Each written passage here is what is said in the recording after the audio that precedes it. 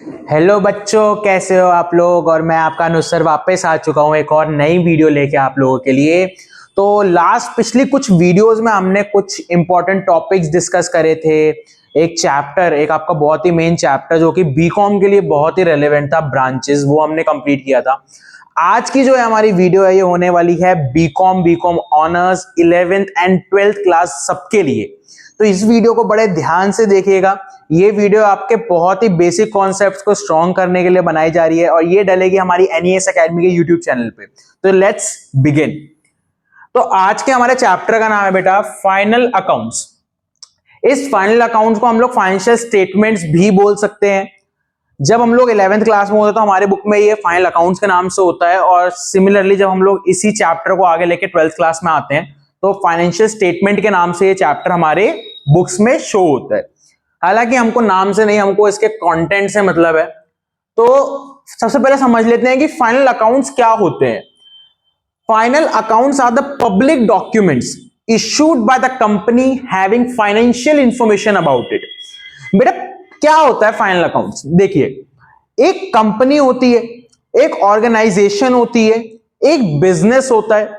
तो अब जो बिजनेस होता है वो तो अपना काम कर ही रहा है, लेकिन आप मुझे बात बताओ, आपको कैसे पता लगेगा कि कोई भी XYZ जो भी बिजनेस है उसकी परफॉर्मेंस कैसी है, वो इस टाइम पे किस पोजीशन पर स्टैंड करता है।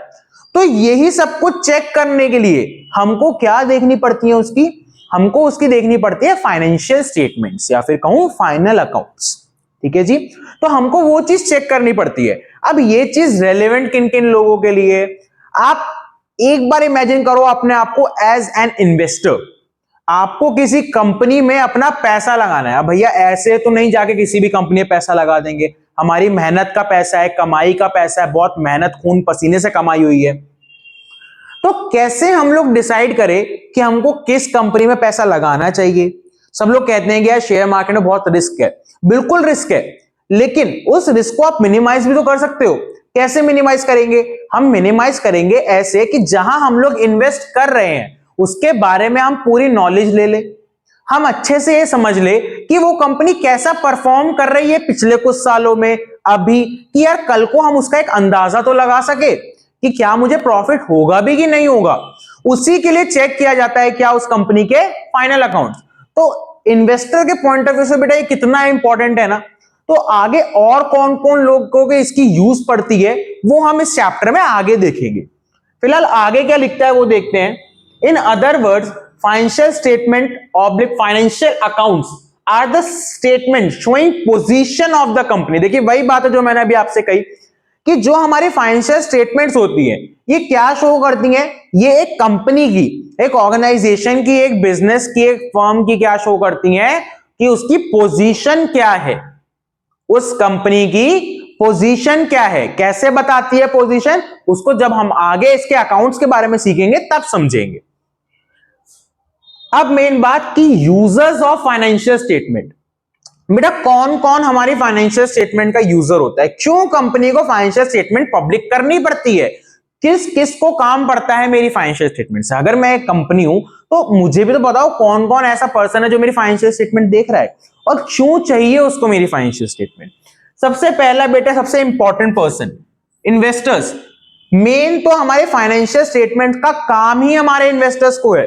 हमारे इन्वेस्टर्स को बहुत जरूरी है जानना कि कंपनी की परफॉर्मेंस क्या है, कंपनी की पोजीशन क्या है। इसी के लिए उसको सबसे पहले कौन यूज करता है? इन्वेस्टर्स यूज करते हैं। सेकेंडली बेटा बैंक, सेम जो मोटिव इन्वेस्टर का होता है वही मोटिव बैंक का भी होता है, बस थोड़ा सा चेंज हो जाता है।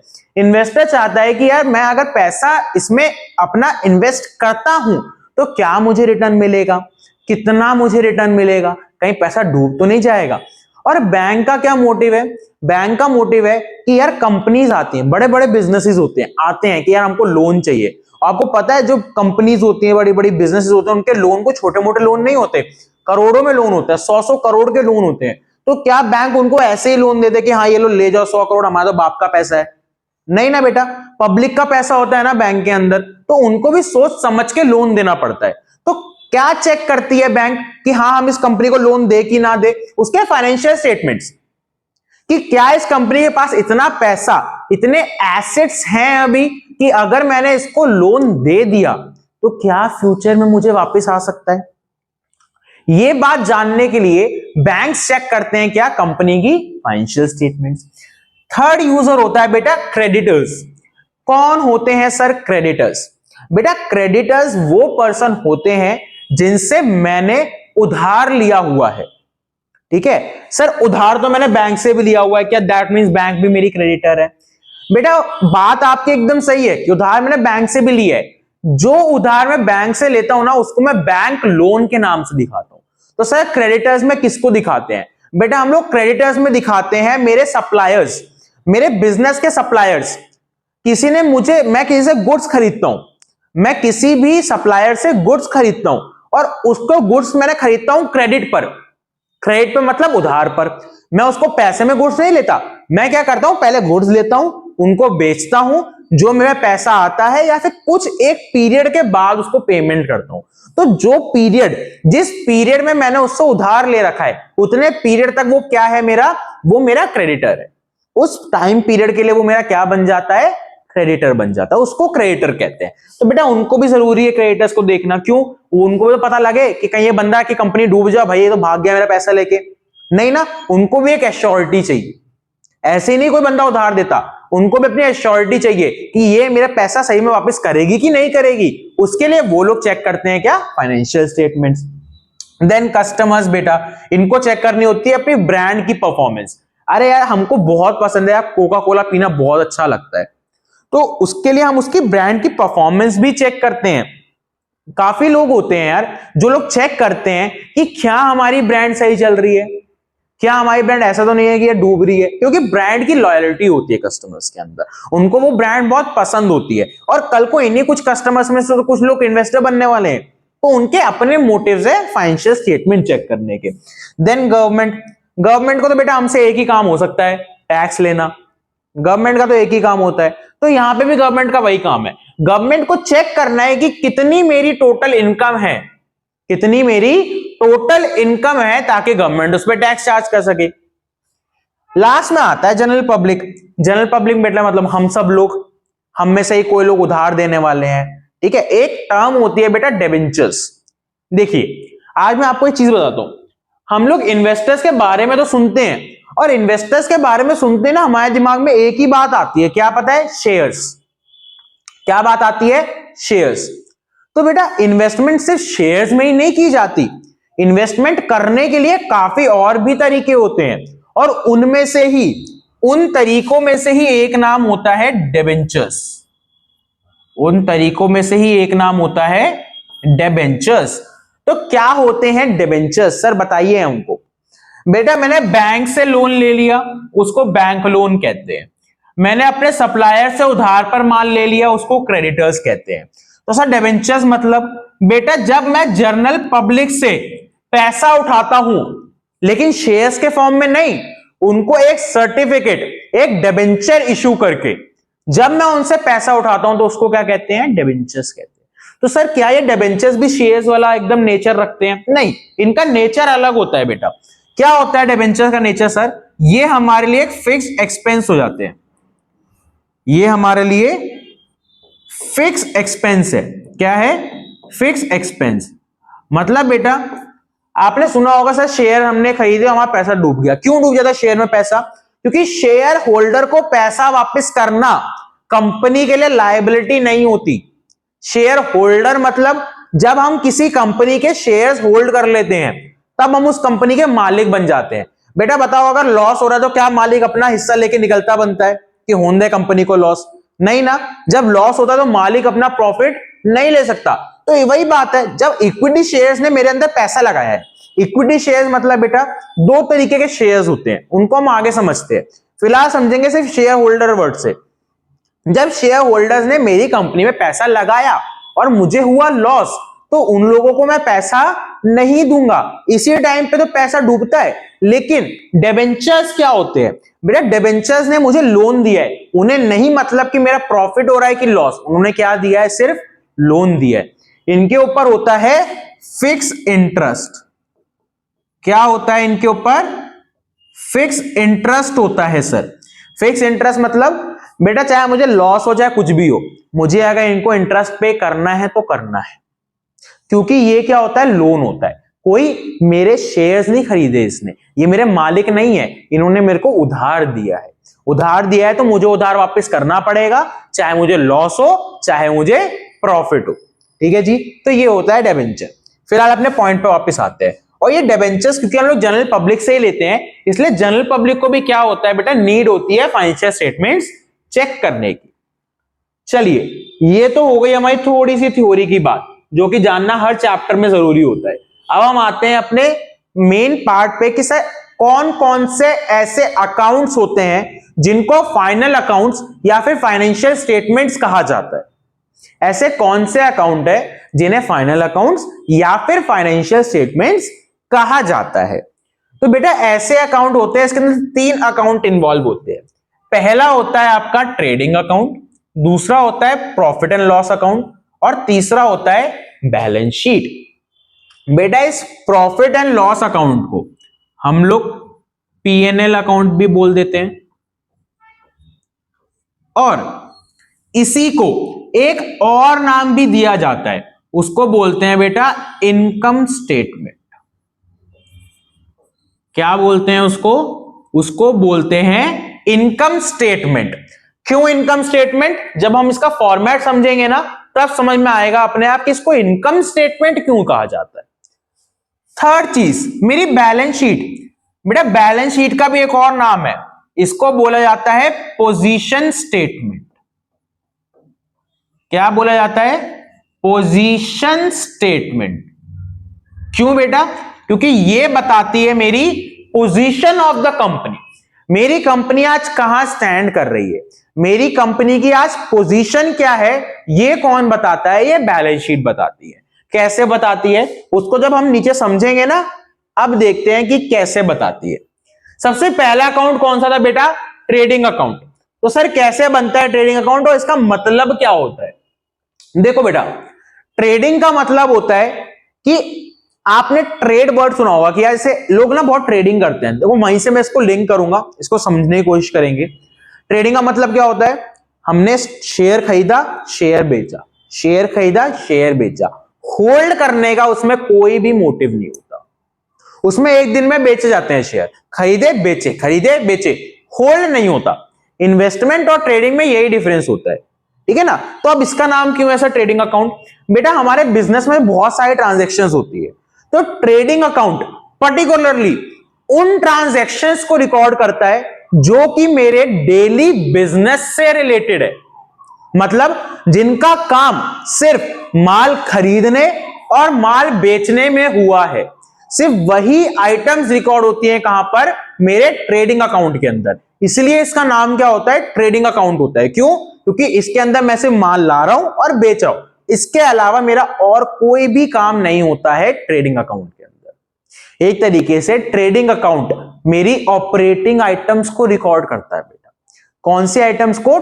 ऑपरेटिंग आइटम्स, मतलब जो कि डायरेक्टली, याद रखेंगे, जो कि डायरेक्टली मेरे बिजनेस, मेरे मेन कोर्स ऑफ बिजनेस से रिलेटेड है, उसे कौन रिकॉर्ड करता है?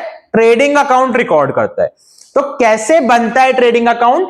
बेटा इसका फॉर्मेट देखेंगे, सबसे पहले इसके अंदर आता है ओपनिंग स्टॉक। क्या आता है? Opening stock.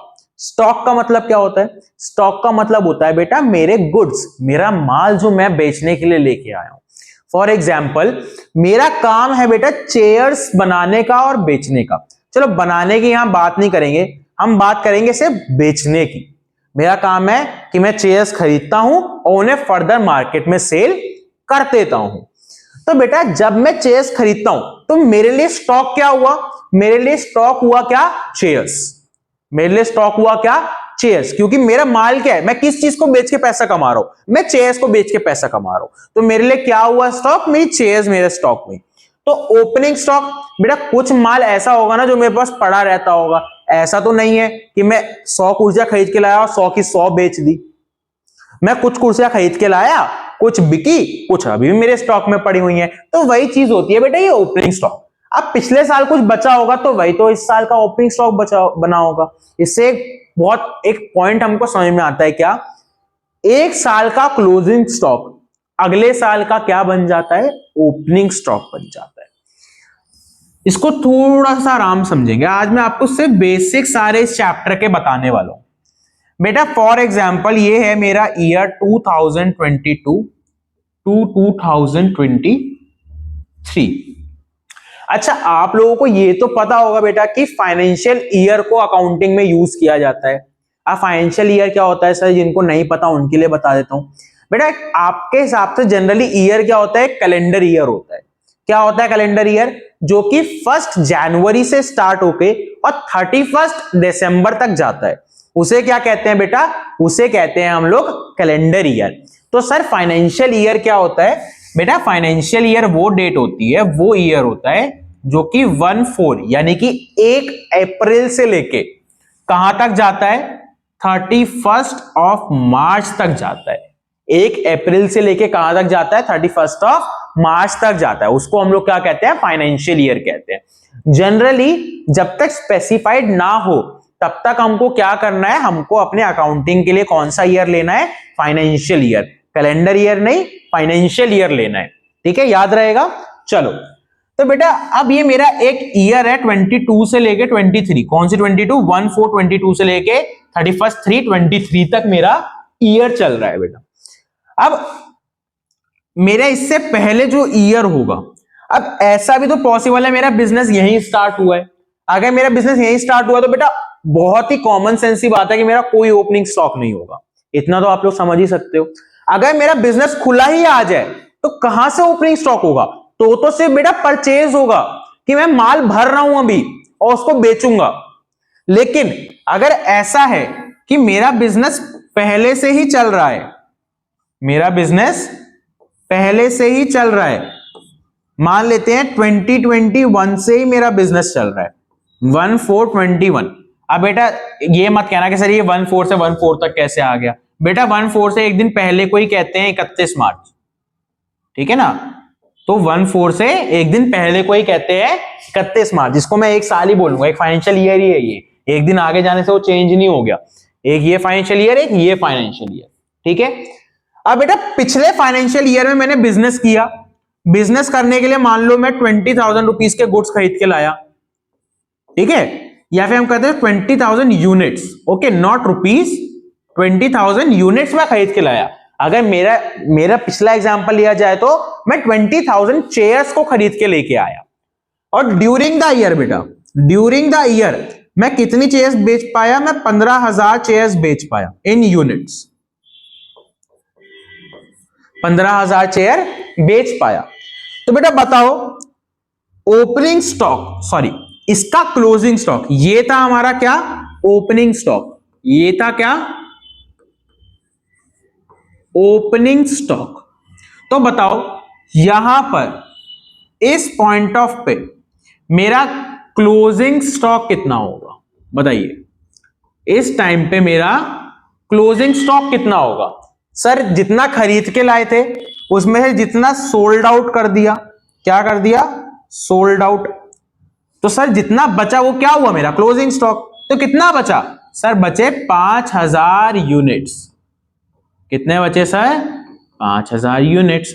तो बेटा जो ये 5,000 यूनिट्स है ना, यही तो मेरे इस साल के ओपनिंग बन जाएंगे, यही तो मेरे इस साल के ओपनिंग बन जाएंगे। देखो समझो ध्यान से, पिछले साल के जो ओपनिंग थे उसमें से मैंने कुछ बेच दिया, और बेचने के बाद मेरे इस साल क्या बच गया, एक क्लोजिंग अमाउंट बच गया। क्या बच गया, एक क्लोजिंग अमाउंट। बेटा जो मेरा पिछले साल का क्लोजिंग अमाउंट है वही तो इस साल का ओपनिंग अमाउंट होगा। 31 मार्च को मेरे पास जो गुड्स बचे, क्योंकि 31 मार्च को एक साल खत्म हो गया बेटा मेरा, 1 अप्रैल को तो नया साल स्टार्ट होने वाला है। तो जो मेरे पास 31 मार्च को गुड्स बच गए, अगले दिन वो क्या बन जाएंगे, ओपनिंग स्टॉक बन जाएंगे अगले साल के लिए। समझ में आया, जो पिछले साल के क्लोजिंग बच गए वो अगले साल के क्या बन जाएंगे, ओपनिंग बन जाएंगे। ठीक है जी, आइए क्वेश्चन पे वापस आते हैं। तो हम लोग देख रहे थे क्या, फॉर्मेट। तो इसलिए ये क्या है बेटा, ओपनिंग स्टॉक है। कैसे आया वो समझ में आया आपको? पिछले साल बेटा कुछ सामान बचा होगा जो इस साल मैंने कैरी फॉरवर्ड कर लिया, तो ये मेरा ओपनिंग स्टॉक बन गया। अब आगे ओपनिंग स्टॉक आ गया सर। क्यों आया ओपनिंग स्टॉक? आपने कहा सिर्फ मेन कोर्स ऑफ बिजनेस की चीजें आती हैं, तो बेटा स्टॉक तो मेरा मेन कोर्स ऑफ बिजनेस ही है ना। बिना स्टॉक के क्या बिजनेस कर लोगे? क्या बेचोगे बाहर जाके? हवा, ठीक है ना। तो स्टॉक तो चाहिए ना बेटा मेरे को, तो इसलिए क्या आ गया, ओपनिंग स्टॉक आ गया। उसके बाद क्या आएगा बेटा, परचेजेस। क्या आएगा? परचेजेस। अरे स्टॉक ऑलरेडी पड़ा हुआ है, और भी तो स्टॉक चाहिए होगा बेचने के लिए, से उसी को थोड़ी बेच दूंगा, और भी स्टॉक चाहिए होगा, तो इसलिए मैंने क्या लिखा, परचेजेस लिखा। बेटा याद रखेंगे कौन से परचेज आते हैं सर, नेट परचेज आते हैं। कौन से परचेज? Net purchase. यहां पर मेरा नेट परचेज से क्या मतलब है, यहां पर मेरा नेट परचेज से मतलब है purchases minus purchase return. Purchase minus purchase return. मैंने कुछ माल खरीदा, लेकिन कुछ माल मेरा डिफेक्ट निकला, तो मैंने उसको सप्लायर को वापस दे दिया, तो मेरा परचेज नेट कितना हुआ, जितना खरीदा और जितना वापस दे दिया, उसी को तो कहेंगे नेट परचेज। अगर फॉर एग्जांपल हम यहां पे कुछ अमाउंट ले लेते हैं, इन चीजों को मिटा के हम यहां पे कुछ अमाउंट ले लेते हैं। बेटा मैंने टोटल, अब हम लोग रुपीज में बात करेंगे, याद रखना हम रुपीज में बात कर रहे हैं। मैं टोटल 15,000 रुपए का सामान खरीदा, लेकिन मेरे को बाद में पता लगा कि 2,000 रुपए की वैल्यू रखने वाला सामान, 2,000 रुपए की वैल्यू रखने वाला सामान, नॉट यूनिट्स, रुपीज, 2,000 की वैल्यू रखने वाला सामान बेटा क्या है, डिफेक्टिव है। क्या है?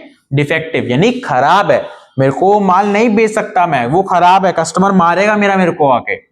तो बेटा मेरी नेट परचेजेस कितनी हुई, 13,000 रुपीज। मेरी नेट परचेजेस कितनी हुई, 13,000 रुपीज मेरी नेट परचेज हुई। उसके बाद सर बेटा डायरेक्ट एक्सपेंसेस। क्या होते हैं डायरेक्ट एक्सपेंसेस? डायरेक्ट एक्सपेंसेस वो एक्सपेंसेस है जो कि डायरेक्टली एट्रीब्यूटेबल है मेरे सामान, मेरे गुड्स के ऊपर। इस वर्ड पे ध्यान देंगे सर, क्या शब्द यूज कर रहे हो आप, कैसे कैसे शब्दों का चयन कर रहे हो। बेटा मैं बोल रहा हूं डायरेक्टली एट्रीब्यूटेबल, डायरेक्टली एट्रीब्यूटेबल मतलब सर बेटा जिनके खर्चों को, जिन खर्चों को मैं डिवाइड कर सकता हूं पर यूनिट, जिन खर्चों को मैं डिवाइड कर सकता हूं पर यूनिट। जैसे कि सर मेरे वेजेस का खर्चा,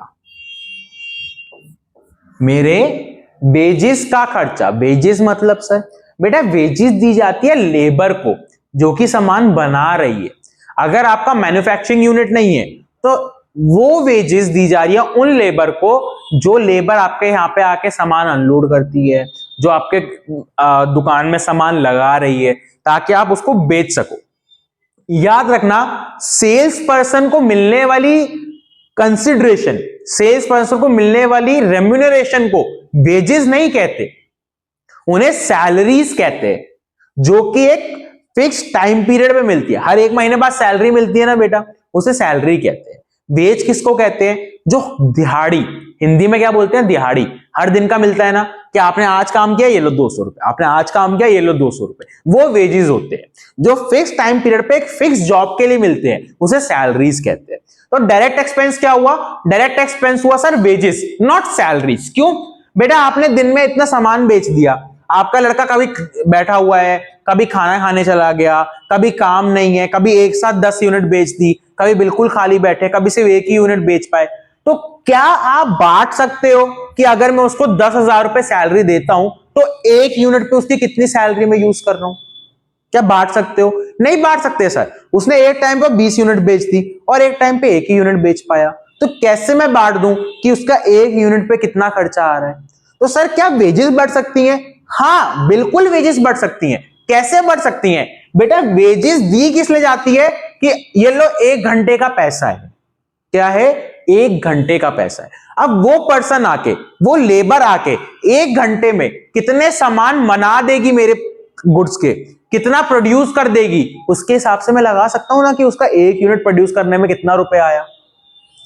मान लो मैंने वेजेस जो दी, मैंने दिया 10,000, मैंने 10,000 रुपीज की वेज दी, हालांकि इतनी कोई वेजेस नहीं होती, लेकिन मैं 10,000 रुपीज की वेजेस दे दी। कैसे?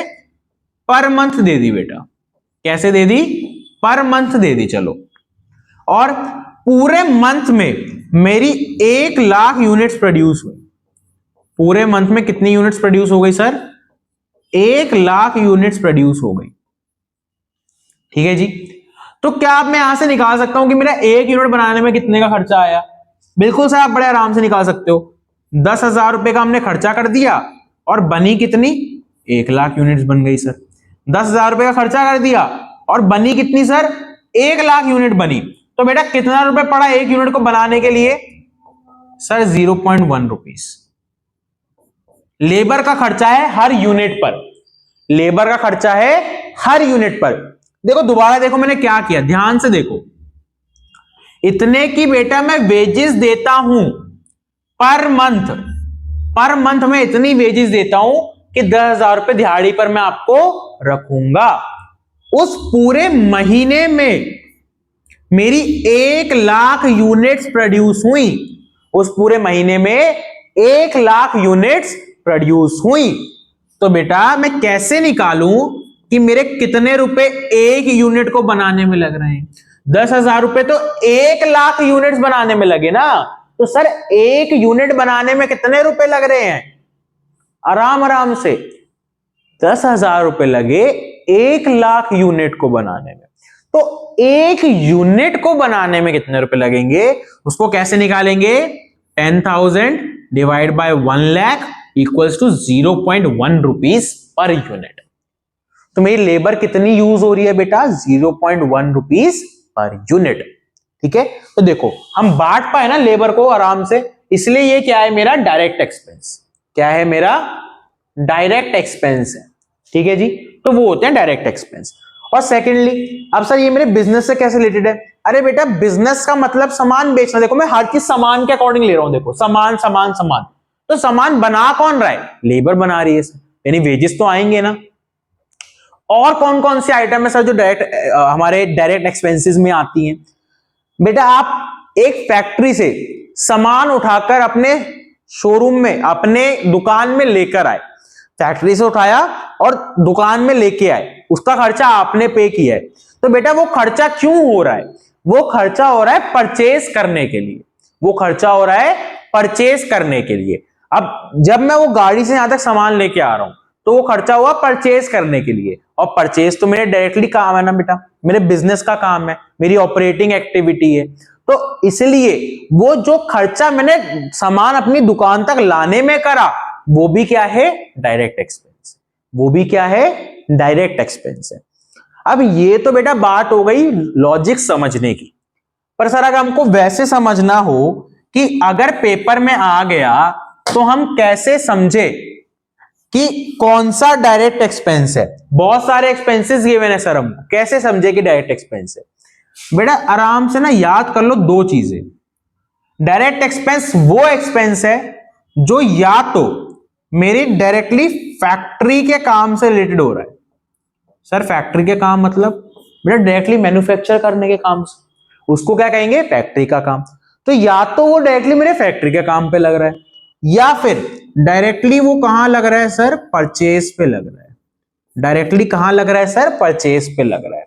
बेटा परचेज करने का कोई भी खर्चा ना आंख बंद करके डायरेक्ट एक्सपेंस में डाल देना। लेकिन मैं आप लोगों को रटवा नहीं रहा हूं, मैं आप लोगों को लॉजिक बता चुका हूं। लेकिन हमारे पास एग्जाम में इतना टाइम नहीं होता कि हम वहां पे एक एक चीज को सोचे, क्या ही मेरी डायरेक्ट एक्सपेंस है, क्या ही मेरी डायरेक्ट एक्सपेंस है। तो वहां पे अगर आप कहीं अटक जाओ तो आप क्या करोगे?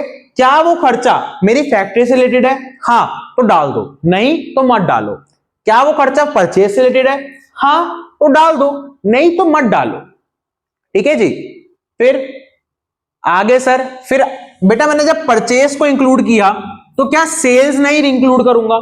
उसी सामान को तो बेचा है, देख रहे हो, स्टॉक से रिलेटेड हर चीज आएगी, तो सेल भी तो रिकॉर्ड करूंगा सर। तो सेल भी रिकॉर्ड कर दी। जब सर परचेज क्या था? नेट परचेज था। तो बेटा सेल भी क्या है? नेट सेल्स है। मतलब सेल में से सेल रिटर्न वापस। अब आपने तो दूसरे का सामान वापस कर दिया, तो आप क्या सारा एकदम परफेक्ट सामान बेचते हो क्या? और कोई आके आपका सामान नहीं वापस कर सकता। तो जब आपने सामान बेचा और किसी ने आके आपका सामान वापस कर दिया, तो वो क्या हो गया बेटा? सेल रिटर्न हो गया। तो सेल को क्या लेंगे सर? नेट बेसिस पे लेंगे, यानी कि सेल्स माइनस सेल्स रिटर्न। फिर क्या है सर? फिर है हमारे पास क्लोजिंग स्टॉक। देखो यहां पे ओपनिंग स्टॉक था ना, अब क्या बच गया? Closing stock. और आपको पता है यही तो क्लोजिंग स्टॉक अगले साल जब किसी और ट्रेडिंग में जाएगा, किसी और के अगले साल के ट्रेडिंग में जाएगा, तो क्या बन जाएगा? ओपनिंग बन जाएगा। तो क्या बन जाएगा? ओपनिंग। इस साल के लिए क्लोजिंग है, अगले साल के लिए क्या बन जाएगा बेटा? ओपनिंग बन जाएगा। अब जो भी मेरी ये दोनों आइटम है, ये मेरी बैलेंसिंग फिगर है। ये क्या है? मेरी बैलेंसिंग फिगर। जब आप इन सबको एनालाइज करोगे, टोटल करोगे, तो या तो आपके पास बचेगा बेटा प्रॉफिट। प्रॉफिट कैसे? आपने सामान जितने का खरीदा उससे ज्यादा का बेचा, तो प्रॉफिट तो बचेगा ना बेटा। तो या तो बचेगा प्रॉफिट, या फिर बच सकता है लॉस। या तो बचेगा प्रॉफिट, या फिर बच सकता है लॉस। तो वो दोनों चीजें क्या निकल जाएंगी? मेरी बैलेंसिंग फिगर निकल जाएंगी। ये क्या था? हमारा ट्रेडिंग अकाउंट था। ये क्या था? हमारा ट्रेडिंग अकाउंट था। ठीक है जी। अब चलते हैं आगे, profit and loss account. Profit and loss account, याद करो मैंने भी आपको ऊपर कहा था कि इसको बेटा इनकम स्टेटमेंट भी बोलते हैं। क्यों बोलते हैं इनकम स्टेटमेंट? अब हमको पता लगेगा। देखो जी, मैंने क्या करा, यहां पर आया था gross profit, to gross profit. उसी ग्रॉस प्रॉफिट को मैंने कर दिया क्रॉस, और कहां ले आया? By gross profit. कहां ले आया? By gross profit.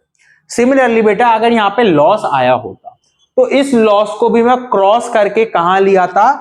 To gross loss. कहां लिया था? To gross loss. ऐसा क्यों कर रहे हैं? ऐसा देखो, ये चीज तो हमने रटने के लिए देख ली, जो कि सारे टीचर बता ही देते हैं। अब जब सारे टीचर बता ही देता तो मेरे को कुछ तो अलग बताना पड़ेगा ना, तभी तो मैं आप लोगों के लिए क्लास डाल रहा हूं। क्यों ऐसा किया हमने? देखो बेटा, जब हमने इन सब आइटम को प्लस करके इन सब आइटम को माइनस किया, तो प्रॉफिट बच गया, उसको हमने कहा ग्रॉस प्रॉफिट। ग्रॉस प्रॉफिट मतलब सर मेरा भी मोटा मोटा प्रॉफिट, ये मेरा रियल प्रॉफिट नहीं है, क्योंकि इसमें से अभी काफी सारे ऐसे खर्चे हैं जो कि माइनस होने चाहिए। तो होने चाहिए ना बेटा खर्चे और भी माइनस। क्या हमारे पूरे बिजनेस में सिर्फ इतने ही खर्चे होते हैं? और भी तो खर्चे होते हैं। तो उन्हीं खर्चों को मैं माइनस कर सकूं, इसलिए मैंने इसको अब क्या कर दिया? दोबारा क्रेडिट कर दिया। देखो दोबारा कहां डाल दिया मैंने इसको? पीएनएल के क्रेडिट में डाल दिया। दोबारा कहां डाल दिया? पीएनएल के क्रेडिट में डाल दिया।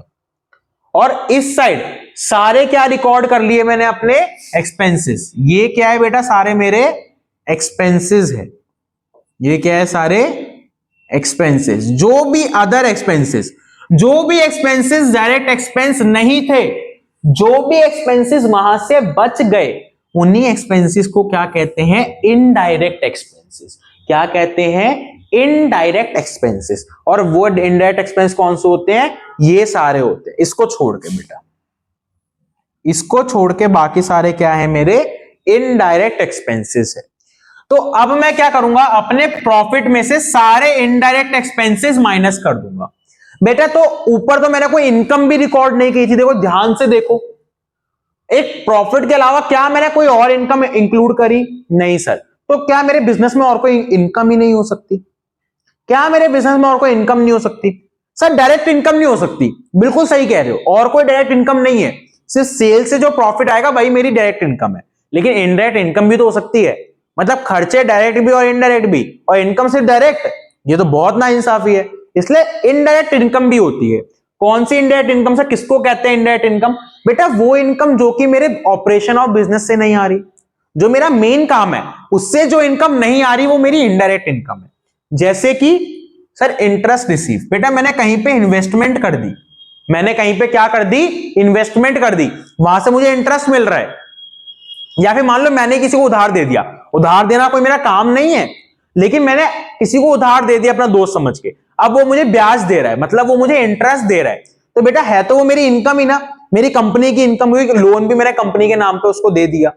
तो है तो मेरी कंपनी की इनकम, लेकिन वो मेरे बिजनेस से रिलेटेड नहीं है, वो मेरे बिजनेस से रिलेटेड नहीं है, इसलिए वो क्या है, इनडायरेक्ट इनकम है, इसलिए वो यहां पे आ गई। सिमिलरली बेटा कमीशन रिसीव्ड, मैंने कोई डीलिंग करा दी कि नहीं दो लोगों के बीच में, याद रखना अपने पर्सनल की बात नहीं कर रहा बेटा, मैं कंपनी की बात कर रहा हूं। मेरी कंपनी ने दो लोगों के बीच में डीलिंग कराई, या फिर मेरी कंपनी ने कोई सेल करी किसी और के बिहाफ पे, तो बेटा मेरे को क्या मिली, कमीशन मिली, मेरे को क्या मिली, कमीशन मिली। अब ये किसी का काम करवाते रहना, दो कंपनियों को मिलवाते रहना, ये मेरा काम नहीं है, मैं हूं ही नहीं वो बुआ जी शादी कराती रहती है, ठीक है। ये क्या है, मैंने बस एक बार ऐसा कुछ काम कर दिया जो कि मेरा मेन कोर्स ऑफ बिजनेस नहीं है, लेकिन हाँ मैंने काम किया, इनकम आई, तो इनकम तो रिकॉर्ड करनी पड़ेगी ना, तो कौन सी इनकम रिकॉर्ड करनी पड़ेगी, इनडायरेक्ट इनकम, तो इसलिए मैंने यहां पे रिकॉर्ड कर दी। ठीक है, समझ में आया क्यों यहां रिकॉर्ड किया वहां नहीं किया, क्योंकि ये मेरी इनडायरेक्ट इनकम है, डायरेक्ट इनकम नहीं है। हाँ, अगर मेरा काम ही होता लोन देते रहना, मेरी कंपनी ही बैंकिंग कंपनी है, तो बेटा बैंकिंग कंपनी का तो काम ही है लोन देते रहना। यहां पे मैंने इसको इनडायरेक्ट इनकम इसलिए कहा क्योंकि ये मेरे डायरेक्टली कोर्स ऑफ बिजनेस से रिलेटेड नहीं थी, लेकिन अगर मेरा काम ही है लोन देते रहना, मेरी कंपनी ही है बैंकिंग कंपनी, तो बेटा फिर ना ये मेरी डायरेक्ट इनकम है। कौन सी इनकम है, डायरेक्ट इनकम। तो पता है कहां रिकॉर्ड होती है बेटा, तो ये ट्रेडिंग अकाउंट में आके रिकॉर्ड हो जाती है। कहां रिकॉर्ड हो जाती है, ट्रेडिंग अकाउंट में। तब मैं इसको पीएनएल में नहीं डालता क्योंकि ये मेरी डायरेक्ट इनकम हो जाती है, लेकिन फिलहाल क्योंकि मेरा नॉर्मल बिजनेस है, लोन देने का बिजनेस है ही नहीं मेरा, तो इसलिए ये इनकम कहां आ रही है, पीएनएल में आ रही है। क्या कोई डाउट यहां तक? आई होप आप सबको क्लियर हो गया होगा। तो सर जब हमने ग्रॉस प्रॉफिट में से और इनकम ऐड करके बाकी सारे रिमेनिंग अपने सारे के सारे एक्सपेंसेस हटा के मेरे पास अब क्या बचेगा बेटा, अब मेरे पास बचेगा नेट प्रॉफिट। अब क्या बचेगा, नेट प्रॉफिट। ये वो पैसा है जो आप ले जाओ, घर ले जाओ, मौज मारो, बच गया आपका पैसा।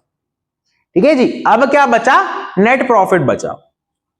अब थोड़े से एक्सपेंसेस डिस्कस कर लेते हैं कि सर कौन कौन से एक्सपेंसेस इनडायरेक्ट एक्सपेंसेस होते हैं। बेटा मैंने एग्जांपल में जो एक्सपेंसेस लिखे हैं ऐसा नहीं है कि यही एकदम आपका एंड हो गया कि सर इसके अलावा और कोई एक्सपेंसेस हो ही नहीं सकते। बेटा मैं भी इंसान हूं, सारे एक्सपेंसेस तो मेरे दिमाग में भी नहीं आते। जब हम लोग क्वेश्चन करेंगे तो और एक्सपेंसेस भी आएंगे, लेकिन उनमें से कुछ एक्सपेंसेस ये हैं, ठीक है ना, तो इनको समझते हैं। बाद में ये कोई मत बोलना कि सर आपने तो ये एक्सपेंस पहले कहीं बताया ही नहीं। बेटा और जो एक्सपेंस आएंगे उनको उस टाइम बताएंगे, अभी इन वाले एक्सपेंसेस को बताएंगे। तो कौन कौन से एक्सपेंसेस है, सैलरीज। मैंने अभी आपको लॉजिक दिया क्यों सैलरीज डायरेक्ट एक्सपेंस ना होकर और इनडायरेक्ट एक्सपेंस से पीएनएल में आता है, तो इसलिए इसका लॉजिक मुझे देने की नीड नहीं है। रेंट, बेटा मेरा काम थोड़ी है बिल्डिंग रेंट पे देते रहना, मेरा रियल एस्टेट का बिजनेस नहीं है। अगर मेरा रियल एस्टेट का बिजनेस होता तो काम होता। और पहली बात तो ये कि अगर बेटा रेंट आ रहा होता तो वो इनकम होती। अगर एक्सपेंस में रेंट दिख रहा है मतलब मैंने रेंट दिया होगा, मतलब मैंने रेंट दिया होगा। और बेटा रेंट देना मेरे लिए क्या है, इनडायरेक्ट एक्सपेंस है। क्यों, क्योंकि बेटा रेंट देने से मेरा सामान नहीं बिक रहा कि मैं उसको अपने डायरेक्ट एक्सपेंसेस में इंक्लूड करूं। रेंट दे रहा हूं क्योंकि वहां पे मेरा अपना गोडाउन खोला होगा, अब क्या पता मेरी दुकान ही, मेरी शॉप, मेरा शोरूम ही रेंट पर हो, तो वो रेंट मैं पे कर रहा हूं, इसलिए ये क्या है, इनडायरेक्ट एक्सपेंस है। ठीक है जी, ऐसे जो मैंने आपको बताया आप यहां पे लिख भी सकते हो। हमारी और भी इनकम आ सकती है जैसे कि बाय रेंट। सर ये कौन सा रेंट, जो रेंट मुझे रिसीव हुआ। ठीक है, और इनडायरेक्ट इनकम क्यों, क्योंकि सर मेरा रियल एस्टेट का बिजनेस नहीं है, मैं सिर्फ ये नहीं है कि किराए पे चीजें देता ही रहता हूं। ओके जी, चलो फिर सर इलेक्ट्रिसिटी। इलेक्ट्रिसिटी बेटा, इस इलेक्ट्रिसिटी से एक बहुत ही इंपॉर्टेंट चीज मैं आप लोगों को बताने वाला हूं। पहली बात तो ये जान लो कि इलेक्ट्रिसिटी इनडायरेक्ट एक्सपेंस होता है। क्यों बेटा, मैं अभी यहां खड़ा हूं, मैं अपने इंस्टीट्यूट में खड़ा हूं, मैं पढ़ा रहा हूं, तो बेटा ये लाइट जल रही है मेरे ऊपर, मैं अपने इंस्टीट्यूट में खड़ा हूं, लाइट जल रही है, इलेक्ट्रिसिटी का बिल तो आ रहा होगा। बेटा मैं यहां चला जाऊंगा, कोई और क्लास यहां चलेगी, तब भी तो ये लाइट जलेंगी। या फिर ऐसा होगा, मान लो कि यहां पे कोई है ही नहीं, हम बस लाइट जला के खुली छोड़ गए, हम भूल गए बंद करना, तब भी तो बेटा इसका बिल आएगा। तो क्या मैं ये बांट सकता हूं कि मेरे हिस्से में कितना बिल आ रहा है, कोई और टीचर आया तो उसके हिस्से में कितना बिल आ रहा है, यहां 10 बच्चे बैठे हैं तो 10 बच्चों के हिस्से में कितना बिल आ रहा है, नहीं बांट सकता ना, इसलिए ये भी क्या है, मेरा इनडायरेक्ट एक्सपेंस है। लेकिन इसी के अपोजिट बेटा, इसी के साथ एक नाम होता है पावर। क्या नाम होता है? पावर। बेटा पावर का मतलब काफी बच्चे ना इलेक्ट्रिसिटी ही समझते हैं कि सर इलेक्ट्रिसिटी चीज चलाने के लिए चाहिए। एंड सिमिलरली हम पावर की बात करते हैं, पावर से हमारा मतलब होता है जनरेटर वगैरह, ठीक है ना। देखे होंगे आप लोगों ने, जनरेटर होता है, बड़ी बड़ी मशीन चलाने के लिए काम आते हैं। अब बेटा वो जब जनरेटर है, अब वो ना 10 बंदे नहीं यूज कर रहे, वो किसी के लिए यूज नहीं हो रहा, वो यूज हो रहा है मशीन के लिए। जनरेटर के यूज हो रहा है मशीन के लिए। सर मशीन कहाँ यूज होती है? फैक्ट्री में, प्रोडक्शन के लिए। अभी जो मैंने आपको एक ट्रिक बताई थी कि अगर वो खर्चा फैक्ट्री के लिए हो रहा है तो वो क्या है? सर डायरेक्ट एक्सपेंस है। तो बेटा जो ये पावर है, ये जो पावर है, ये जनरेटर बेटा मैं यहां तो लाके लगा नहीं दूंगा कोई चीज चलाने के लिए, मेरे को यहाँ पे कोई हैवी यूज तो है नहीं। तो जहां पे बड़ी बड़ी मशीनें लगी होती हैं प्रोडक्शन के लिए, वहां पर क्या लगते हैं? जनरेटर लगते हैं। तो वहां पे यूज होते हैं पावर। अब बेटा पावर क्योंकि प्रोडक्शन के लिए यूज हो रहा है तो पहली बात वैसे ही ये डायरेक्ट एक्सपेंस है। सेकेंडली ये किसी पर्टिकुलर मशीन के लिए यूज हो रहा है। अब उस पर्टिकुलर मशीन की तो कोई कैपेसिटी होगी ना प्रोडक्शन करने की। एक मशीन एक दिन में 5000 यूनिट बनाती होगी, तो मेरा पावर का खर्चा पर डे मैं बांट सकता हूं हर एक यूनिट पे। इसलिए भी ये क्या है? मेरा डायरेक्ट एक्सपेंस। क्यों? जैसे मशीन ने 5000 यूनिट्स बनाई, एक दिन के जनरेटर का खर्चा भी 5000 रुपए है, तो बेटा मैं बांट सकता हूं ना कि एक यूनिट बनाने में 1 रुपए का जनरेटर यूज हो रहा है, 1 रुपए की पावर यूज हो रही है, लेकिन मैं इलेक्ट्रिसिटी नहीं बांट सकता। इसलिए पावर क्या हो गई? मेरी डायरेक्ट एक्सपेंस। ठीक है जी। तो पावर कहां आएगी? मेरी ट्रेडिंग अकाउंट में आएगी, डायरेक्ट एक्सपेंस। उसके बाद इंटरेस्ट, सेम केस है बेटा। मैंने आपको इंटरेस्ट इनकम का बताया ना कि मेरा रोज का काम नहीं है लोन देते रहना, तो इसलिए इंटरेस्ट जो रिसीव होगा वो इनडायरेक्ट इनकम होगी। तो सर ये इनडायरेक्ट एक्सपेंस क्यों है इंटरेस्ट? बेटा मैंने कोई लोन ले लिया, अब मेरे को कोई शौक नहीं है कि मैं लोन ही लेता रहता हूं, यही बिजनेस है, यहां से लोन इकट्ठा करो वहां दो, वहां से लोन इकट्ठा करो यहां दो, ये मेरा बिजनेस नहीं है। तो इसलिए जो भी मैं इंटरेस्ट पे कर रहा हूं, जो भी मैं एक्सपेंस कर रहा हूं इसके बिहाफ पे, वो कौन सा एक्सपेंस है? Indirect expense. अब बेटा पेपर में आपके क्वेश्चंस में लिखा आ सकता है इंटरेस्ट। अगर बेटा खाली इंटरेस्ट लिखा है तो वो क्या होगा? एक्सपेंस होगा। जब तक उस पर स्पेसिफाइड नहीं है कि वो इंटरेस्ट रिसीव्ड तो नहीं है, तब तक वो क्या होगा? एक्सपेंस होगा। ट्रैवलिंग बेटा आने जाने में, घूमने में मेरा खर्चा हो रहा है, मैं अपने बिजनेस मीटिंग के लिए बाहर जा रहा हूं, तो बेटा बिजनेस मीटिंग के लिए बाहर जा तो रहा हूं, लेकिन वो मेरा गुड्स बेचने के लिए नहीं है, वो तो मेरे क्लाइंट बनाने के लिए। तो ये भी क्या है? मेरा एक इनडायरेक्ट खर्चा है। हाँ बेटा मैं भूला नहीं हूं, मैंने नजरअंदाज नहीं किया, जान के मैंने एक एक्सपेंस छोड़ा जिसका नाम है डेप्रीसिएशन। क्या नाम है? डेप्रीसिएशन। सर क्या होता है डेप्रीसिएशन? आप में से काफी समझदार लोग भी यहां बैठे होंगे, इनको पता होगा डेप्रीसिएशन क्या होता है, तो बहुत अच्छी बात है बेटा। जिनको नहीं पता मैं उनके लिए बता देता हूं।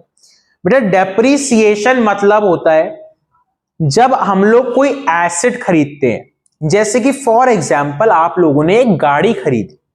बेटा जब आपने गाड़ी आज खरीदी, मान लो 10 लाख रुपए की गाड़ी आपने आज खरीदी, अब 1 साल बाद आप उस गाड़ी को बेचने जाओगे तो क्या बेटा वो 10 लाख की बिकेगी? नहीं सर, उसकी वैल्यू कुछ तो कम हुई होगी ना। तो बेटा यही वैल्यू को कम करने का, ये वैल्यू जो कम होती है, इस वैल्यू कम होने को ही क्या कहा जाता है? डेप्रीसिएशन कहा जाता है। इस वैल्यू कम होने को ही क्या कहा जाता है? डेप्रीसिएशन कहा जाता है। बेटा जब आप लोग ये नोट करोगे तो इसके साथ साथ जो चीजें मैं समझा रहा हूं उनको अपने नोट्स में लिखते रहेंगे। जैसे कि अब मैं आप लोगों को समझाऊंगा क्या डेप्रीसिएशन क्या होता है।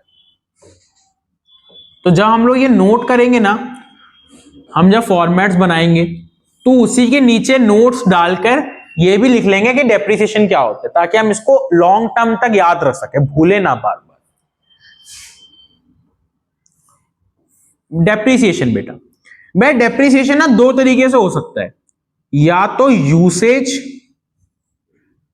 की वजह से या फिर पैसेज ऑफ टाइम की वजह से, या तो यूसेज की वजह से या फिर पैसेज ऑफ टाइम की वजह से। बेटा यूसेज मतलब जब मैं गाड़ी चला रहा हूं, रोज यूज कर रहा हूं, रोज उसको किलोमीटर भगाया जा रहा हूं, तो बेटा गाड़ी की एफिशिएंसी कम होती है, माइलेज कम होती है, गाड़ी को ज्यादा यूज करने से गाड़ी की लाइफ भी कम होती है। तो बेटा इसलिए तो डेप्रिसिएशन लग रहा है, क्योंकि आपने उसको यूज किया है।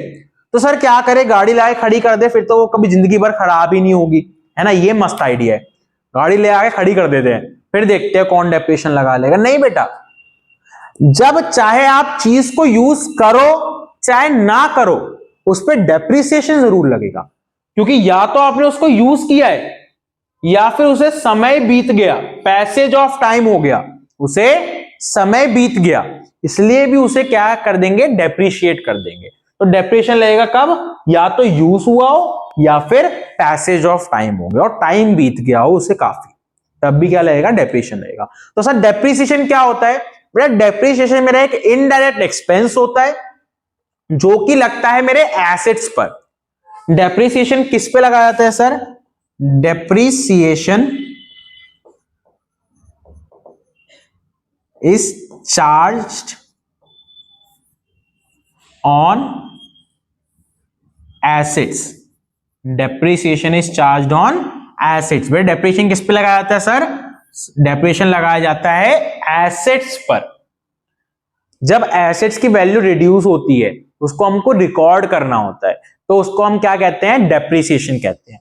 सर क्यों कर रहे हैं हम अपने एसेट की वैल्यू अपने हाथों से कम, क्या शौक चढ़ा रहे हैं, दोनों एसेट बढ़ा हुआ दिखेगा अच्छा लगेगा, नहीं बेटा नहीं, ऐसा नहीं कर सकते। क्यों नहीं कर सकते, बेटा अकाउंटिंग का एक बहुत ही बेसिक प्रिंसिपल होता है जिसको हम लोग कहते हैं मैचिंग कॉन्सेप्ट।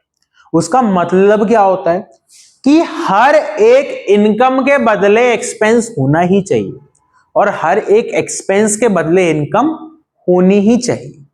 चलिए कॉन्सेप्ट छोड़ो, मैं आप लोगों को वैसे ही समझाता हूं।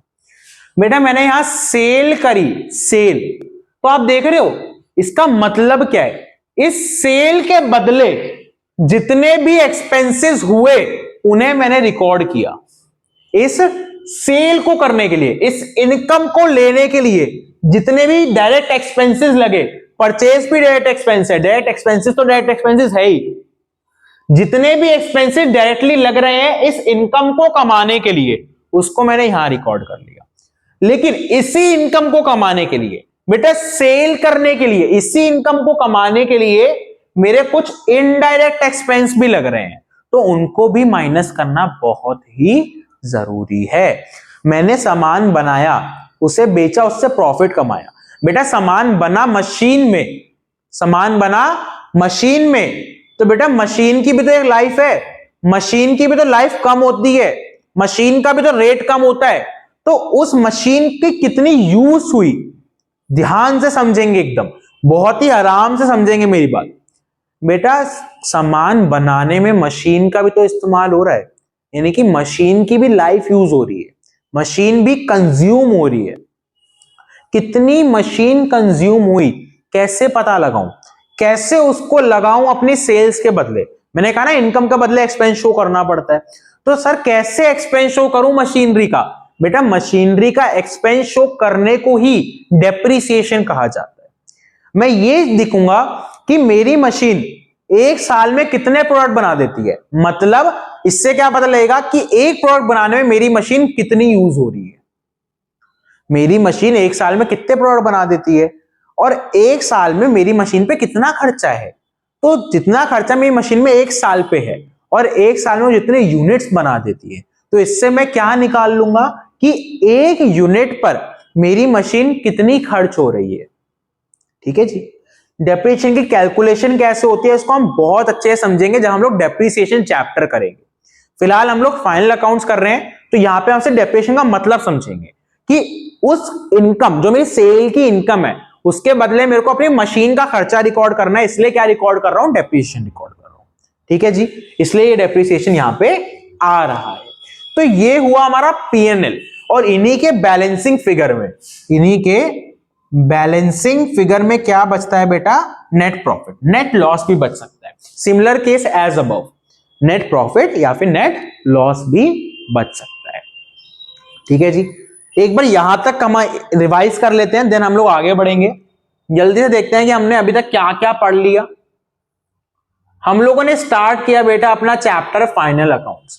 फाइनल अकाउंट्स में हमने पढ़ लिया कि फाइनल अकाउंट्स जो है वो एक पब्लिक डॉक्यूमेंट्स होते हैं जो कि इशू किए जाते हैं कंपनी के द्वारा, जिसके अंदर कंपनी के फाइनेंशियल इंफॉर्मेशन होती है, जिसके अंदर कंपनी की फाइनेंशियल इंफॉर्मेशन होती है। अगर दूसरे शब्दों में कहा जाए तो बेटा फाइनेंशियल स्टेटमेंट या फिर फाइनेंशियल अकाउंट्स क्या बताते हैं? पोजीशन ऑफ द कंपनी बताते हैं। फाइनेंशियल स्टेटमेंट्स या फिर फाइनेंशियल अकाउंट क्या बताते हैं? पोजीशन ऑफ द कंपनी बताते हैं। आप लोग नोट्स के लिए इनके स्क्रीनशॉट ले सकते हैं। क्या बताते हैं? फाइनेंशियल पोजीशन बताते हैं।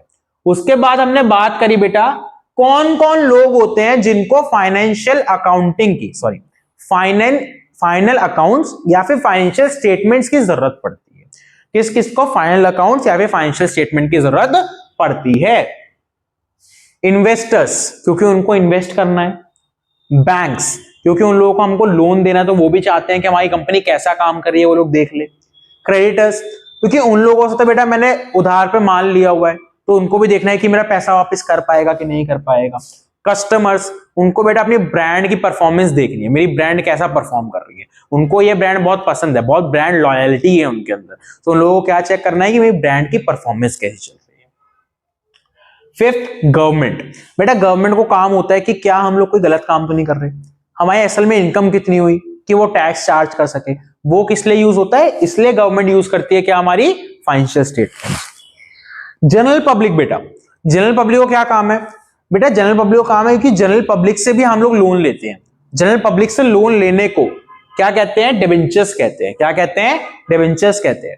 बेटा जनरल पब्लिक इन्वेस्ट करती है तो सिर्फ शेयर्स नहीं होते हैं इन्वेस्टमेंट के लिए, एक और इंस्ट्रूमेंट होता है जिसको कहते हैं डिबेंचर्स। डिबेंचर्स क्या होते हैं? जब हम लोग पब्लिक से पैसा उठाते हैं लेकिन शेयर के फॉर्म में नहीं, उनको एक सर्टिफिकेट देके जिसको डिबेंचर्स कहते हैं।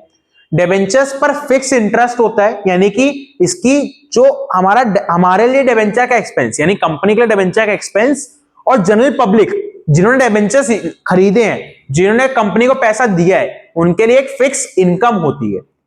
ये फिक्स होती है, चाहे कंपनी को प्रॉफिट हो चाहे लॉस हो, कंपनी को इसको देना ही पड़ता है। इंटरेस्ट कंपनी को देना ही पड़ता है, चाहे प्रॉफिट हो चाहे लॉस हो। तो इसलिए जनरल पब्लिक को भी हमारी फाइनेंशियल स्टेटमेंट का यूज आता है। फिर हमने पढ़ा कौन कौन सी ऐसे अकाउंट्स है जो कि फाइनल अकाउंट्स के अंदर बनते हैं। पहला अकाउंट होता है बेटा ट्रेडिंग अकाउंट, दूसरा अकाउंट होता है प्रॉफिट एंड लॉस अकाउंट जिसको कहते हैं पीएनएल अकाउंट और इनकम स्टेटमेंट, तीसरा होता है बैलेंस शीट जिसको हम कहते हैं पोजीशन स्टेटमेंट। देन हमने पढ़ा ट्रेडिंग अकाउंट कैसे बनता है। बेटा ट्रेडिंग अकाउंट मतलब वो अकाउंट जो कि वो इवेंट रिकॉर्ड करेगा जो कि मेरे मेन कोर्स ऑफ बिजनेस से रिलेटेड है, जैसे कि opening stock, purchases, direct expenses, sales और क्लोजिंग स्टॉक। इन सब के एडजस्टमेंट के बाद मेरे पास क्या बचता है? ग्रॉस प्रॉफिट या फिर ग्रॉस लॉस। लेकिन ये मेरा सही प्रॉफिट यानी कि कंप्लीट प्रॉफिट नहीं है, क्योंकि अभी तक मैं सिर्फ डायरेक्ट एक्सपेंसेस माइनस कर रहे हैं और कंपनी के अंदर काफी सारे इनडायरेक्ट एक्सपेंसेस भी होते हैं। उनको माइनस करने के लिए, उससे नेट प्रॉफिट निकालने के लिए हम लोग क्या बनाते हैं बेटा? प्रॉफिट एंड लॉस अकाउंट बनाते हैं, जहां हम लोग अपने ग्रॉस प्रॉफिट को क्रॉस कर लेते हैं, अगर ग्रॉस लॉस होता है तो उसको भी क्रॉस कर लेते हैं। लेकिन रीजन क्या है? क्योंकि मेरे को अपने ग्रॉस प्रॉफिट में से बाकी एक्सपेंसेस भी हटाने हैं। यहां हम रिकॉर्ड कर लेते हैं सारे इनकम्स और यहां हम रिकॉर्ड कर लेते हैं सारे एक्सपेंसेस। कौन से एक्सपेंसेस? Indirect expenses. और इन्हीं की ट्रीटमेंट के बाद क्या आता है बेटा? नेट प्रॉफिट आता है। ये सारे एक्सपेंसेस होते हैं और ये मेरी सारी इनकम्स होती है, ये मेरी सारी इनकम्स होती है। तो अब आपको समझ में आया क्यों प्रॉफिट एंड लॉस अकाउंट को कहा जाता है इनकम स्टेटमेंट, क्योंकि ये क्या बताती है बेटा कि कंपनी के कितने एक्सपेंसेस हुए और उससे कंपनी को कितनी इनकम हुई, इसलिए इसको क्या कहते हैं? Income statement. अब हमारे आज के टॉपिक का, आज के लेक्चर का लास्ट टॉपिक जो है बैलेंस शीट। क्या होता है बैलेंस शीट? बेटा पहली बात तो ये, जिस तरीके से मैंने आप लोगों के सामने फॉर्मेट प्रेजेंट किया हुआ है, कृपया कोशिश करेंगे कि हम लोग इसी फॉर्मेट में प्रैक्टिस करें। आप देखो मैंने लिखा हुआ है balance sheet as on 31 March 2020x। बेटा balance sheet as on 31 March का क्या मतलब है? बेटा बैलेंस शीट बनाई जाती है ईयर एंड पे, और सर 31 मार्च क्यों लिखा है? अभी बेटा मैंने ऊपर बताया था ना कि हम लोग फाइनेंशियल ईयर को फॉलो करते हैं। किसको फॉलो करते हैं? फाइनेंशियल ईयर को फॉलो करते हैं। तो मैं ये बता रहा हूं कि ये balance sheet end of year, यहां पे कोई भी ईयर हो सकता है, एंड ऑफ ईयर की क्या है? ये बैलेंस शीट है। मैं ये बता रहा हूं यहां पे। अब सर क्या आता है बैलेंस शीट के अंदर, क्या फॉर्मेट होता है? बेटा बैलेंस शीट में डेबिट साइड हम लोग रिकॉर्ड करते हैं अपनी लायबिलिटीज और क्रेडिट साइड हम लोग रिकॉर्ड करते हैं अपने एसेट्स। कौन कौन सी लाइबिलिटीज होती हैं, उससे पहले बात करते हैं कि कौन कौन से एसेट्स होते हैं। बेटा asset includes building, land, furniture, investment, stock, inventories, debtors और बैंक। बेटा ये सभी मेरे एसेट्स हैं। सर एसेट्स क्या होते हैं? कुछ लोगों को पता है, कुछ लोगों को नहीं पता, उनके लिए मैं बता रहा हूं। एसेट्स क्या होते हैं सर? बेटा किसी भी चीज को हम कब लायबिलिटी बोले और कब एसेट बोले वो डिपेंड करता है उसके नेचर पर। अगर ऐसी कोई चीज है जो कि मुझे फ्यूचर में जाकर, अभी नहीं, फ्यूचर में जाकर बेनिफिट देने वाली है, जो कि मुझे फ्यूचर में फायदा करेगी, उस चीज को कहा जाता है एसेट। जो चीज मुझे फ्यूचर में नुकसान देगी, जो चीज मुझे फ्यूचर में नुकसान देगी, उसे कहा जाता है लायबिलिटीज। बेटा अगर ऐसा कोई इवेंट जो कि मुझे आज ही फायदा दे रहा है, ऐसा कोई इवेंट जो कि मुझे आज ही फायदा दे रहा है, उसे बेटा इनकम में रिकॉर्ड कर ले। ठीक है? ऐसी कोई लायबिलिटी, सॉरी उसे लायबिलिटी तो कहेंगे ही नहीं, ऐसा कोई इवेंट जो कि आज ही मेरे लिए एक्सपेंस है, जो कि आज ही मेरे को खर्चा करवा रहा है, तो वो क्या है, उसको वो बन जाएगा मेरे एक्सपेंसेस, जो आज ही खर्चा करा रहा है। लेकिन जो फ्यूचर में खर्चा कराने वाला है उसको क्या मान लूंगा, अपनी लायबिलिटी मान लूंगा। और जो फ्यूचर में पैसा आएगा, जो आज ही पैसा आ गया वो इनकम, जो फ्यूचर में पैसा आएगा वो एसेट। दोबारा क्या बोला मैंने? जो पैसा आज ही आ गया वो इनकम, जो पैसा फ्यूचर में आएगा वो एसेट, जो खर्चा मैंने आज ही कर दिया वो एक्सपेंसेस, जो खर्चा मैं फ्यूचर में करने वाला हूं वो मेरा लायबिलिटी। याद रहेगा? समझ में आ गया? तो कौन कौन चीजें एसेट है सर? बेटा बिल्डिंग, ओहो सर बिल्डिंग एसेट है, कैसे सर? बिल्डिंग से क्या होने वाला है? बेटा बिल्डिंग आपने बनाई है फॉर योर बिजनेस पर्पस, उसी का तो इस्तेमाल करके कल को आप सेल करोगे, उसी का तो इस्तेमाल करके कल को पैसा आएगा, इसलिए तो वो मेरी एसेट है। लैंड, बेटा लैंड की वैल्यू आपको पता है हमेशा बढ़ती है। Land is a non depreciable asset, land के ऊपर कभी डेप्रिशिएशन नहीं लग सकता।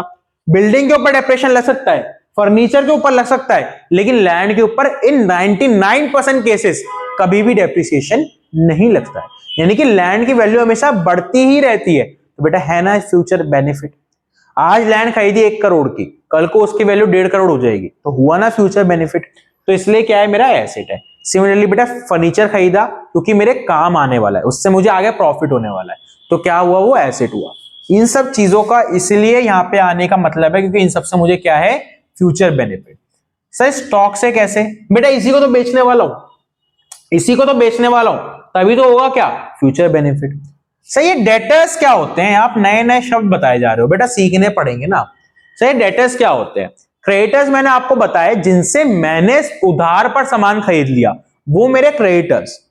डेटर्स बेटा उससे उल्टा, जिनको मैंने उधार पर सामान दे दिया वो मेरे क्या बन गए, डेटर्स बन गए।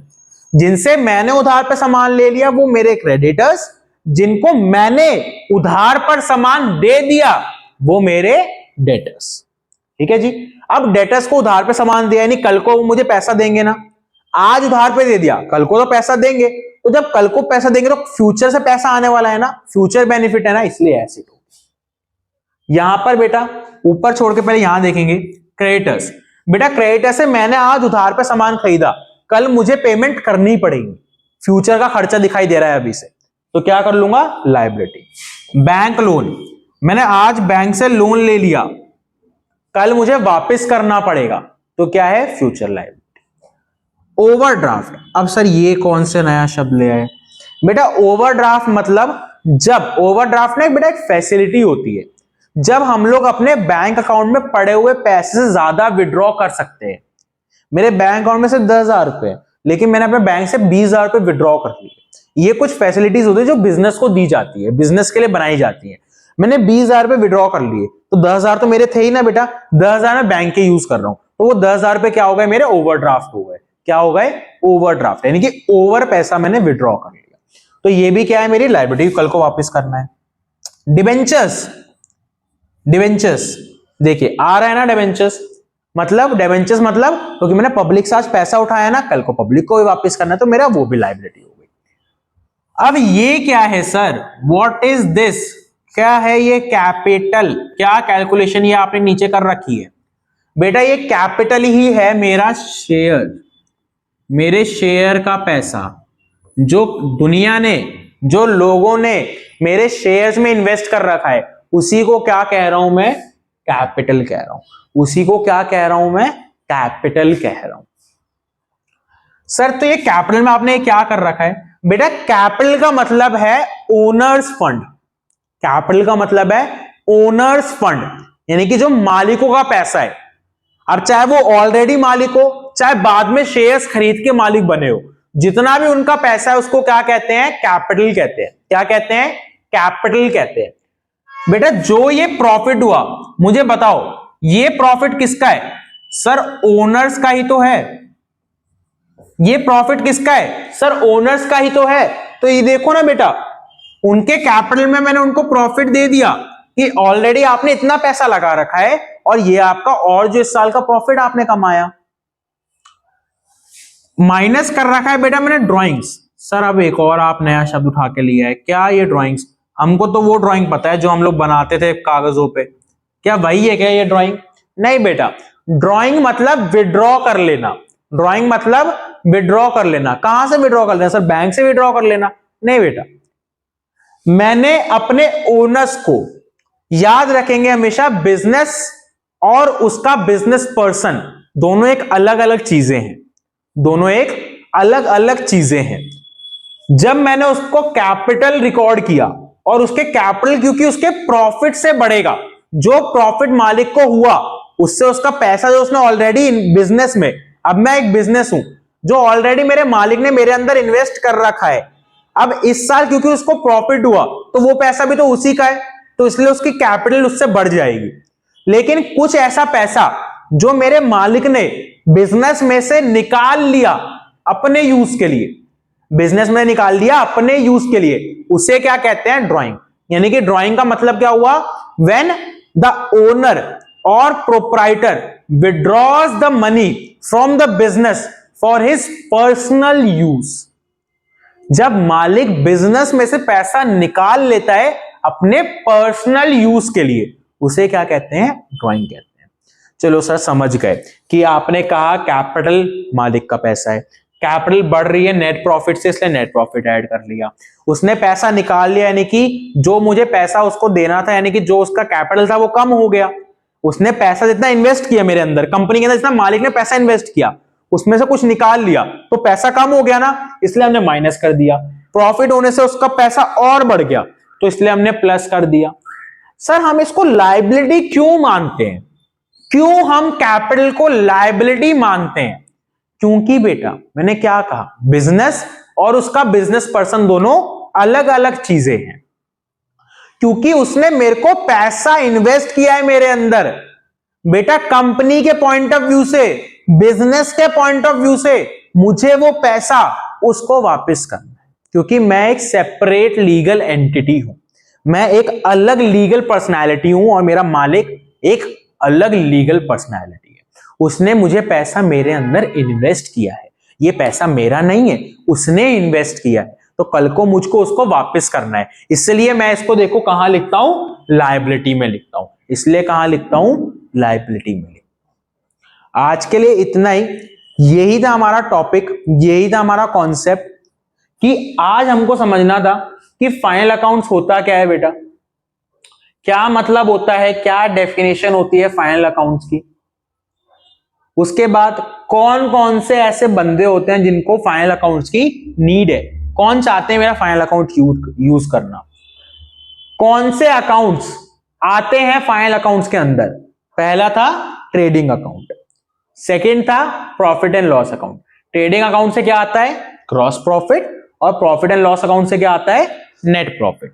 और इन्हीं का यूज करके मैं लास्ट में क्या बनाता हूं बेटा, बैलेंस शीट, जहां पे क्रेडिट साइड मेरे सारे ही एसेट्स रिकॉर्ड होते हैं, डेबिट साइड सारी ही लायबिलिटीज रिकॉर्ड होती है। ठीक है, इस नेट प्रॉफिट का यूज कहां होता है? इस नेट प्रॉफिट का यूज होता है कैपिटल में प्लस कर देते हैं इसको। क्यों?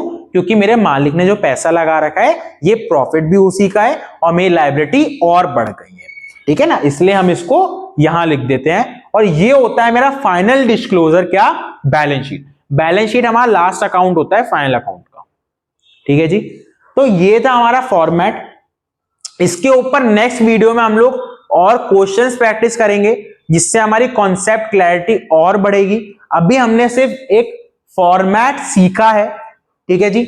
अच्छा, मैंने आपको एक बात और कही थी कि बैलेंस शीट को क्या कहते हैं? बैलेंस शीट को पोजीशन स्टेटमेंट कहते हैं। क्यों? देखो बेटा, मेरे सारे एसेट यहां पे हैं, मेरी सारी लायबिलिटी यहां पे है। ये पता है क्या है? ये कंपनी का ना सारा कर्म है, सारे कर्म कांड सारे यहां पे लिखे होते हैं। कितना मैंने पैसा उधार ले रखा है, कितना मैंने पैसा लगा रखा है, कितने मेरे पास एसेट्स है। तो ये क्या है? ये कंपनी की पोजीशन बताते हैं, इसलिए इसको क्या कहते हैं? पोजीशन स्टेटमेंट, ठीक है जी। तो आज के लिए बच्चों इतना ही। आज हमने समझा कि क्या होता है फाइनल अकाउंट्स, क्या कौन कौन से अकाउंट्स उसके अंदर बनाए जाते हैं, उनके फॉर्मेट को देखा। इस वीडियो को देख के और बहुत अच्छे से समझना है क्या फॉर्मेट होता है फाइनल अकाउंट्स का। 3 तरीके के अकाउंट्स उसके अंदर आते हैं, ट्रेडिंग, पीएनएल और बैलेंस शीट। नेक्स्ट वीडियो जल्दी आएगी हमारे इसी यूट्यूब चैनल पे, जिसमें हम लोग सीखेंगे क्या, इसके प्रैक्टिकल प्रॉब्लम्स पे काम करेंगे। तब तक के लिए ऑल द बेस्ट और मिलते हैं नई वीडियो में।